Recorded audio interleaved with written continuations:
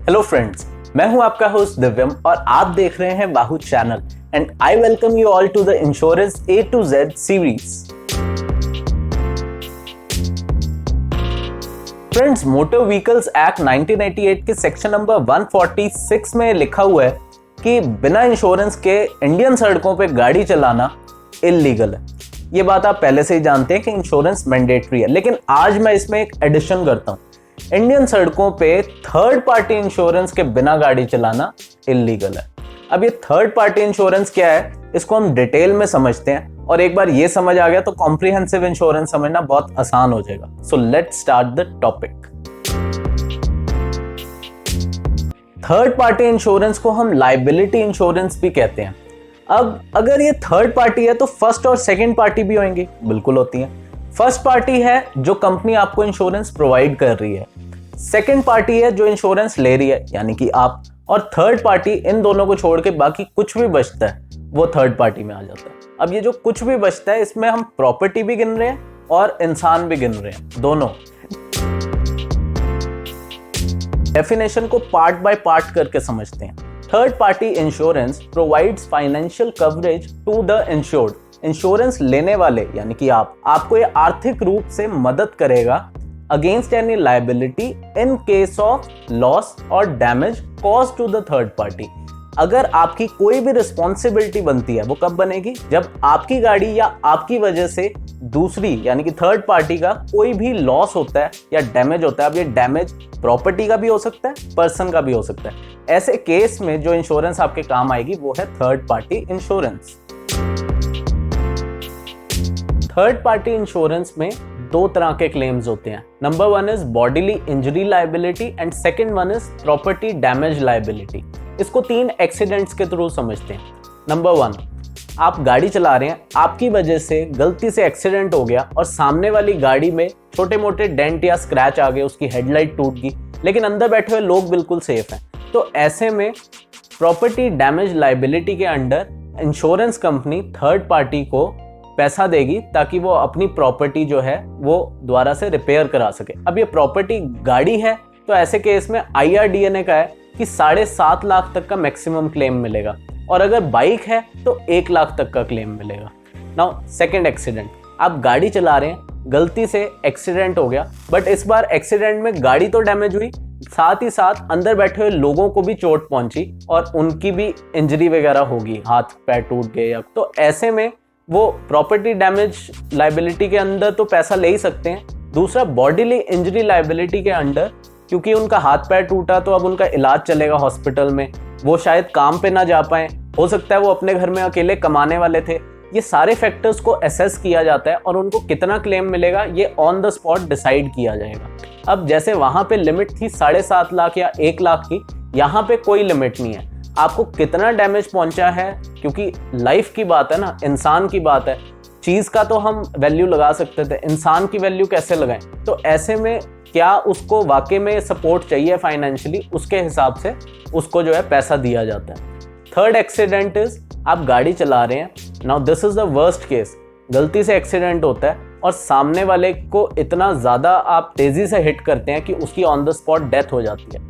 तो डेथ में बॉडीली और प्रॉपर्टी डैमेज, ये दोनों क्लेम्स फाइल होंगे और मैक्सिमम फाइनेंशियल कॉम्पनसेशन मिलने की प्रोबेबिलिटी होती है यहाँ पे। सो थर्ड पार्टी इंश्योरेंस के की बेनिफिट्स क्या हैं? नंबर वन, ये आपका फाइनेंशियल और लीगल बर्डन कम करता है, क्योंकि जब एक्सीडेंट होता है तो चाहे आप मान भी लें कि ये एक्सीडेंट आपकी वजह से हुआ है, फिर भी सामने वाली पार्टी आप पे कोर्ट केस कर सकती है। तो ऐसे में आपकी इंश्योरेंस कंपनी एक तो फाइनेंशियली एड कर देगी उस पार्टी को, दूसरा आपको लीगली भी क्या क्या फॉर्मेलिटीज पूरी करनी है उसमें भी आपको हेल्प कर देती है। Number two, third party insurance लेना बहुत ही ज़्यादा ईजी है। ईजी इन द सेंस, आपको सिर्फ अपनी गाड़ी की डिटेल्स देनी है, आपकी गाड़ी का रजिस्ट्रेशन नंबर क्या है, रजिस्ट्री स्टेट क्या है, गाड़ी किसके नाम पे है, वो सारी चीज़ें, प्लस एक ID प्रूफ देना है, आपको थर्ड पार्टी इंश्योरेंस मिल गई। तो ये बहुत ही ईजी है। ऑनलाइन तो ये प्रोसेस और भी ज़्यादा ईजी हो जाता है। Number three, third party insurance cost effective है। ये सबसे सस्ती इंश्योरेंस है जो आप इस समय अपनी गाड़ी के लिए परचेज कर सकते हैं। Number four, third party insurance को आप अकेले भी यूज कर सकते हैं और इसको एड ऑन्स के साथ भी यूज कर सकते हैं। क्योंकि इंडिया में इंश्योरेंस मैंडेटरी है तो आपको थर्ड पार्टी इंश्योरेंस तो लेनी ही पड़ेगी किसी भी केस में। सो एडवांटेज तो बहुत देख लिया हमने, डिसएडवांटेज क्या है थर्ड पार्टी इंश्योरेंस के? नंबर 1 और सबसे बड़ा जो डिसएडवांटेज है वो ये है कि आपका अपना डैमेज वो तो कवर्ड ही नहीं हुआ अब तक। तो आपको अगर कोई कुछ हो जाता है तो थर्ड पार्टी इंश्योरेंस के चलते आपको कोई एड नहीं मिलने वाली और आपको कोई और इंश्योरेंस लेनी पड़ेगी इसके लिए, जो अभी हम आगे देखते हैं। नंबर 2, थर्ड पार्टी इंश्योरेंस में अगर आपकी गाड़ी को नेचुरल कैलामिटी की वजह से, अर्थक्वेक, फ्लड, स्टॉर्म, साइक्लोन, कुछ भी, इसकी वजह से आपकी गाड़ी को जो डैमेज पहुंचता है वो कवर्ड नहीं है, क्योंकि थर्ड पार्टी इंश्योरेंस सिर्फ थर्ड पार्टी के लिए, आपके लिए तो है ही नहीं। नंबर 3, थर्ड पार्टी इंश्योरेंस में कोई भी कस्टमाइजेशन अवेलेबल नहीं है। अगर आप कोई एड ऑन परचेज करना चाहते हैं तो वो कॉम्प्रिहेंसिव में मिलता है, थर्ड पार्टी में ऐसा कुछ भी नहीं मिलता। ये तीनों पॉइंट्स अभी हम कॉम्प्रिहेंसिव में देखेंगे, क्योंकि जो थर्ड पार्टी के डिसएडवांटेज है वही कॉम्प्रिहेंसिव के एडवांटेज हो जाते हैं। यहाँ पे मैं आपको एक छोटी सी एडवाइस देना चाहूँगा, अगर छोटा मोटा एक्सीडेंट होता है जिसको आसानी से 500, 1000, 2000 में भी ठीक किया जा सकता है और आप कर भी सकते हैं, तो कोशिश कीजिए कि कोर्ट के बाहर ये सारे जो है सेटलमेंट्स हो जाएं। आप उससे कुछ पैसे लीजिए, कुछ पैसे खुद के खर्च करिए और मामले को वहीं पे ख़त्म कर दीजिए, क्योंकि कोर्ट कचहरी के चक्कर लगाना इंडिया में बहुत ज़्यादा बड़ा और टाइम कंज्यूमिंग प्रोसेस हो जाता है। तो इन चीज़ों को अवॉइड ही करें तो ज़्यादा अच्छा। मान लीजिए आप थर्ड पार्टी हैं और आपको क्लेम चाहिए, तो ऐसे में आपको क्या क्या करना है?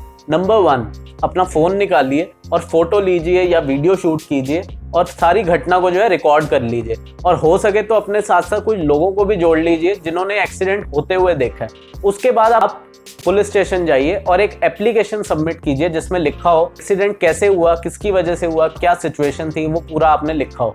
उसके बाद आप एक FIR दर्ज कराइए और उस FIR की कॉपी अपने साथ रखिए ताकि फ्यूचर में आपको हेल्प हो सके।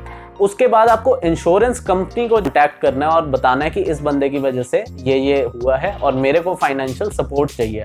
इसमें आपको सामने वाले की हेल्प की जरूरत होगी क्योंकि इंश्योरेंस उसके नाम पे है। अगला स्टेप है मोटर एक्सीडेंट्स क्लेम ट्रिब्यूनल तक पहुंचना और वहां पे जाके रजिस्टर कराना, क्योंकि वो एक तरह का कोर्ट है जो डिसाइड करेगा कि आपका कितना नुकसान हुआ है और आपको कितना पैसा मिलेगा। हालांकि IRDA ने ये जरूर बताया हुआ है कि गाड़ी के केस में 7.5 लाख से ऊपर आपको नहीं मिलेंगे। कुछ केसेस ऐसे हैं जहां पे आपने तो थर्ड पार्टी इंश्योरेंस परचेज की हुई है बट स्टिल इंश्योरेंस कंपनी आपको कोई हेल्प नहीं करेगी। वो कौन से केसेस हैं? Number 1, drink and drive case. Company मानती है कि अगर आप अल्कोहल या ड्रग्स कंज्यूम करके गाड़ी चला रहे हैं तो ज्यादा प्रोबेबिलिटी है कि आप एक्सीडेंट करेंगे और ऐसे में कंपनी आपकी कोई हेल्प नहीं करने वाली। नंबर 2 और नंबर 3 काइंड ऑफ सेम है। नंबर 2, आप बिना वैलिड ड्राइविंग लाइसेंस के गाड़ी चला रहे हैं। मान लीजिए कि पिताजी के नाम पे गाड़ी है और इंश्योरेंस भी उन्हीं के नाम पे, पर बेटा गाड़ी चला रहा है और बेटे के पास लाइसेंस ही नहीं है और बेटे से अगर एक्सीडेंट हो जाता है तो ऐसे में कंपनी आपको कोई हेल्प नहीं करने वाली। थर्ड थिंग इज, एक्सीडेंट में अगर ये पाया जाता है कि आप एक लर्नर लाइसेंस होल्डर थे और आपसे एक्सीडेंट हुआ और साथ वाली सीट पे परमानेंट लाइसेंस होल्डर नहीं बैठा था, तो ऐसे में भी आपको कोई हेल्प नहीं मिलने वाली। क्योंकि एक्सीडेंट से पहले बताना बहुत मुश्किल है कि आपकी वजह से कितने लोगों का नुकसान होगा या फिर कितनी प्रॉपर्टी डैमेज होगी। तो इसलिए थर्ड पार्टी इंश्योरेंस का प्रीमियम जो है वो इस चीज पे डिपेंड ही नहीं करता कि आप गाड़ी चला रहे हैं तो कौन सी चला रहे हैं, कितनी पुरानी है, किस सिटी में चला रहे हैं, किसी भी फैक्टर पे डिपेंड नहीं करता। ये सिर्फ एक फैक्टर पे डिपेंड करता है, गाड़ी के इंजन की कैपेसिटी क्या है। जितना बड़ा इंजन होगा उतना ज्यादा स्पीड में गाड़ी चल सकती है, तो इसलिए उस रिस्पेक्ट में प्रीमियम्स जो हैं वो डिसाइड किए जाते हैं। ये वैल्यूज को IRDA ने फिक्स कर दिया और कंपनी अपने हिसाब से इनको चेंज नहीं कर सकती। क्योंकि आप थर्ड पार्टी इंश्योरेंस को समझ चुके हैं तो कॉम्प्रिहेंसिव को समझना बहुत ही ईजी है। थर्ड पार्टी इंश्योरेंस प्लस आपकी गाड़ी और आप, जब ये तीनों चीजें कवर हो जाएंगी तो उस इंश्योरेंस को कॉम्प्रिहेंसिव इंश्योरेंस कहा जाएगा। ये इंश्योरेंस अपने आप में बहुत वास्ट है। इसमें नेचुरल कैलामिटीज कवर होती हैं जैसे कि अर्थक्वेक, फ्लड, साइक्लोन, इसकी वजह से आपकी गाड़ी को कोई भी डैमेज पहुंचेगा तो वो कवर्ड है। दूसरा, मैन मेड एक्टिविटीज की वजह से आपकी गाड़ी को कोई डैमेज पहुंच रहा है जैसे कि दंगे हो गए, किसी टेररिस्ट ने अटैक कर दिया, आपकी गाड़ी चोरी होगी, इन सारे केसेस में भी आपकी गाड़ी कवर्ड है। या फिर आपकी गाड़ी में कोई आग लग जाती है, वो भी कवर्ड है। एक्सीडेंट में आपको कुछ नुकसान हो जाता है, पर्सनल एक्सीडेंट, तो वो भी कवर्ड है। तो लगभग आपकी गाड़ी हर लिहाज से जो है इंश्योर्ड रहती है कॉम्प्रिहेंसिव इंश्योरेंस में। अब यही रीजन है कि सारी इंश्योरेंस कंपनीज आपको कॉम्प्रिहेंसिव इंश्योरेंस ही जो है वो रिकमेंड करती हैं, क्योंकि इसका scope of cover third party insurance से बहुत ज्यादा है। लेकिन साथ ही साथ इस बात को भी याद रखिए कि स्कोप ऑफ कवर बढ़ेगा तो आपका प्रीमियम का अमाउंट भी बढ़ता जाएगा, आप प्रीमियम भी ज्यादा ही देंगे इसके लिए। अब कॉम्प्रिहेंसिव इंश्योरेंस में बहुत तरह के एड ऑन्स को आप परचेज कर सकते हैं, जो कि थर्ड पार्टी इंश्योरेंस में नहीं था। हाँ, हर चीज के लिए आपको अलग अलग छोटा छोटा अमाउंट एडिशनली देना पड़ेगा, इसीलिए इनका नाम एड ऑन्स है। एड ऑन्स कई तरह के हैं जो कि मैं एक सेपरेट पार्ट में कवर करूंगा। लॉन्ग रन में आपका पैसा कम लगता है कॉम्प्रिहेंसिव इंश्योरेंस में। अब कोई भी गाड़ी आप चला रहे हैं, बड़ी मामूली सी बात है कि डैमेज हो जाता है, कभी छोटा कभी बड़ा, प्लस आपको अगर कल को कोई चोट पहुंच जाती है तो उसकी तो कीमत लगाई नहीं जा सकती, तो वो सारा कुछ कॉम्प्रिहेंसिव इंश्योरेंस में कवर होता है। इसलिए ये इंश्योरेंस बेटर है as compare to third party insurance. Comprehensive insurance कुछ कुछ जगह पे आपको काम नहीं आएगा। नंबर 1, आप कुछ ऐसी चीजों के लिए क्लेम कर रहे हैं जिसका प्रीमियम आपने पे ही नहीं किया, जैसे कि ग्लास के पार्ट्स हो गए गाड़ी में, या फिर आपका टायर हो गया, या फिर इंजन के कुछ कुछ पार्ट्स हैं। अगर आप इनके लिए सेपरेट एड ऑन्स नहीं परचेज करते तो इनका डैमेज आपकी कॉम्प्रिहेंसिव इंश्योरेंस में कवर नहीं होता। Number 2, consequential damage. इसको मैं पार्ट 1 में कवर कर चुका हूँ। इसका मतलब है कि एक्सीडेंट होने के बाद अगर कोई डैमेज होता है तो वो सब कॉम्प्रिहेंसिव इंश्योरेंस में कवर नहीं होगा। Number 3 is contributory negligence.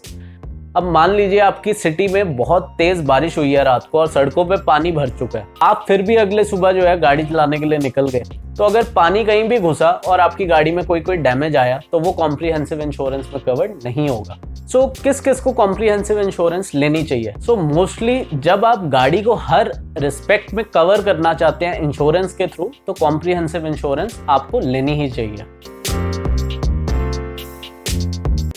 जो थर्ड पार्टी कवर करता है वो कॉम्प्रिहेंसिव तो कर ही रहा है, उसके अलावा भी कुछ कुछ चीजें वो कवर कर रहा है। बट हाँ, ये किस शर्त पे आ रहा है कि आप प्रीमियम भी ज्यादा पे कर रहे हैं।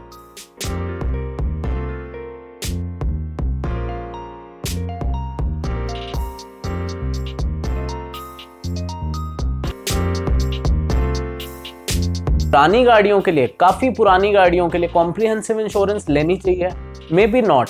अगर आप गाड़ी को ज्यादा चलाते ही नहीं है, या फिर आपकी गाड़ी इतनी पुरानी होगी है कि उस पर जब आप क्लेम भी फाइल करते हैं तो डेप्रिसिएशन की वजह से आपको बहुत ही कम पैसे मिलते हैं कंपनी की तरफ से, तो आप सिर्फ थर्ड पार्टी इंश्योरेंस लीजिए और कम से कम प्रीमियम देके अपना काम चला सकते हैं। आई होप आपको थर्ड पार्टी और कॉम्प्रिहेंसिव के बीच में फर्क पता लगा होगा, और अगर आपको ये वीडियो अच्छा लगा तो इसको लाइक कीजिए, ज्यादा से ज्यादा शेयर कीजिए, और मैं आपसे मिलता हूँ जल्द ही अगले पार्ट में। Till then, bye.